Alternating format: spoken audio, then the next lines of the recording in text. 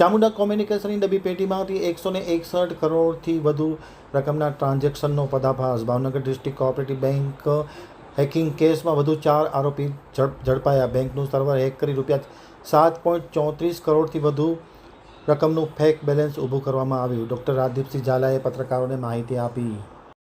હવે છે Gandhinagar આમતક news બ્યુરોમાંથી J.K. પટેલનો એક વિસ્તૃત અહેવાલ. ગાંધીનગર ખાતે ચામુંડા કોમ્યુનિકેશનની ડબ્બી પેઢીમાંથી ₹161 કરોડથી વધુ ટ્રાન્ઝેક્શનનો આજે વિધિવત રીતે પર્દાફાશ સાયબર ક્રાઇમની ટીમ દ્વારા કરવામાં આવ્યો હતો. Bhavnagar district cooperative bank hacking કેસમાં 4 વધુ આરોપીઓ ઝડપાયા છે. બેંકનું સર્વર હેક કરી ₹7.34 કરોડથી વધુ ફેક બેલેન્સ ઊભું કરવામાં આવ્યું હતું. ઓપરેશન મ્યુલ હન્ટ હેઠળ સાયબર સેન્ટર ઓફ એક્સલન્સી ગાંધીનગરની ટીમ દ્વારા કાર્યવાહી કરવામાં આવી રહી છે. સમગ્ર કાર્યવાહી સાયબર સેન્ટર ઓફ એક્સલન્સી ગાંધીનગરના પોલીસ વડા ડોક્ટર રાજદીપસિંહ ઝાલાની સીધા નેતૃત્વ હેઠળ સમગ્ર કાર્યવાહી કરવામાં આવી રહી છે. એક જ મહિનામાં રાજ્યભરમાં 55થી વધુ આરોપીની ધરપકડ કરવામાં આવી છે. દેશભરમાં 1117 સાયબર ફ્રોડના કેસ સાથે કડી મળી રહી છે. NCCRP પોર્ટલ પર 802 કરોડના સાયબર ફ્રોડની વિગતો સામે આવી છે. બોગસ પેઢીઓ અને મ્યુલ એકાઉન્ટ મારફતે ફ્રોડની રકમ સગેવગે કરાતી હતી. BNS અને IT એક્ટ હેઠળ ગુનો નોંધી વધુ તપાસ કરવામાં આવી છે, એમ ડોક્ટર રાજદીપસિંહ ઝાલાએ પત્રકારો સાથેની વાતચીતમાં માહિતી આપતા જણાવ્યું હતું. મ્યુલ હન્ટ 2.0 જે ગુજરાત પોલીસ દ્વારા છેલ્લા ઘણા સમયથી ચાલી રહ્યું છે તે અંતર્ગત અમદાવાદનું એક એકાઉન્ટ વિશાલ સુરેશભાઈ દેડિયાના નામે હતું. આ એકાઉન્ટ જે છે એ એકાઉન્ટ ચામુંડા કમ્યુનિકેશનના નામથી ખોલવામાં આવેલું હતું. આ એકાઉન્ટનું એનાલિસિસ કરતા ભારતભરમાંથી આશરે 253 ફરિયાદો આ એકાઉન્ટ ઉપર કરવામાં આવેલી હતી. એટલે કે 253 જેટલા સાયબર ક્રાઇમના ગુનાઓના પૈસા આ ખાતાઓમાં આવતા હતા. આ ખાતામાં આશરે 161 કરોડ રૂપિયાના સાયબર ક્રાઇમના પૈસા આવેલ હોવાની હકીકત ધ્યાન પર આવેલી.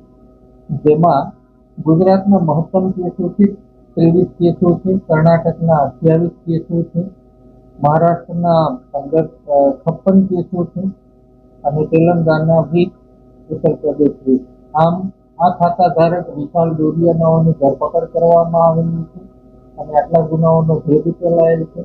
વિશાલનું ખાતું એના એક અન્ય મિત્રએ ખોલાવડાવેલું હતું અને જે ખાતું ખોલાવ્યા બાદ એની સ્લીપ લઈ અને દુબઈ જતા રહેલા અને દુબઈથી આ ખાતું ઓપરેટ કરવામાં આવતું હતું અને કમિશનની લાલચમાં આ ખાતું બનાવેલું હતું તેવા વિશાલની ધરપકડ કરવામાં આવેલી છે.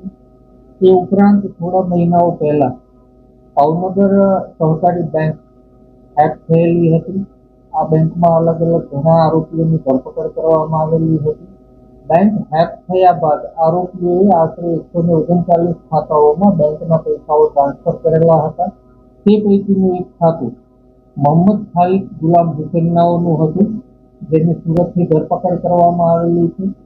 આ મોહમ્મદ ખાલિદનું જે ખાતું હતું એ ખાતાનો તમામ નાણાકીય વ્યવહાર અને આગળ એનું હેન્ડલિંગ કરવાનું કામ સોયબ રાણા, જે પણ ઉધના સુરતનો રહેવાસી છે, તેની પણ ધરપકડ કરવામાં આવેલી છે. આમ ભાવનગર બેંક હેકિંગ કેસમાં અન્ય 2 ઇસમોની ધરપકડ કરવામાં આવેલી છે અને આગળ આ પૈસા મુંબઈ ખાતે મોકલવામાં આવતા હતા, જેની તપાસ હાલમાં ચાલુ છે. તે જ રીતે મ્યુલ હન્ટ 2.0 અંતર્ગત થોડા સમય પહેલા 132 ગુનાઓનું ડિટેક્શન કરવામાં આવેલું, જેમાં 53.55 કરોડના સાયબર ક્રાઇમ થયેલા હતા. આ ગુનાઓમાં 10 જેટલા આરોપીઓની ધરપકડ કરવામાં આવેલી હતી, જેમાં ખાતા ધારકો અને ખાતા ધારકોની ઉપર ખાતા હેન્ડલ કરનાર હતા.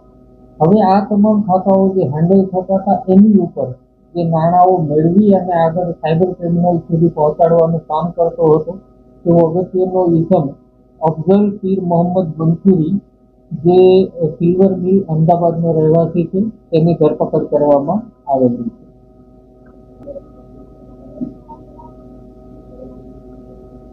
મોટાભાગના આરોપીઓ સીધા કોઈ વ્યવસાયથી જોડાયેલા નથી કે કોઈ હાઈલી એજ્યુકેટેડ પ્રકારના ક્રિમિનલ નથી. મોટાભાગનાઓનો રોલ ખાતાઓમાંથી કમિશન મેળવવાનું અને એ કમિશનના મેળવવા માટે થઈ આ ખાતાઓ અન્ય ઇસમોને ચલાવવા માટે આપી દેતા હતા, અથવા પોતે ખાતામાંથી પૈસા ઉપાડી અને તાત્કાલિક પોતાના હેન્ડલરને આપવાની ભૂમિકા હતી. પરંતુ જે મેં લાસ્ટ આરોપી કયો, જે અફઝલ પીર મોહમ્મદ મંસૂરી, એની હાલમાં પૂછતાછ ચાલુ રહી છે, કેમ કે તે ગેંગના સીધા કિંગપિનો સાથે જોડાયેલ હોવાનું પ્રાથમિક દ્રષ્ટિએ જણાઈ આવે છે. નો ઉપયોગ જે ઈસમ પકડવાનો બાકી છે, જે હાલમાં દુબઈ છે, જે વિશાલનો મિત્ર છે, એ ત્યાંથી ઇન્ટરનેટ બેન્કિંગના માધ્યમથી આ ખાતાઓને ઓપરેટ કરતો હતો. માટે જે આઈપી મળ્યા છે આ ખાતાઓમાંથી એ ત્યાંના મળી આવે છે. આ કિસ્સામાં હજુ તો શરૂઆત છે. જે 253 ગુનાઓ છે એમાં એ હેન્ડલર જે છે બીજા ઘણા બધા એકાઉન્ટ હેન્ડલ કરતો હોઈ શકે. આ વિશાળ ડોડિયાએ આ સિવાય પણ ઘણા એકાઉન્ટ ખોલેલા હોઈ શકે. આમ આખું નેટવર્કિંગ જે છે એ હવે તપાસમાં ખોલવાનું રહે છે.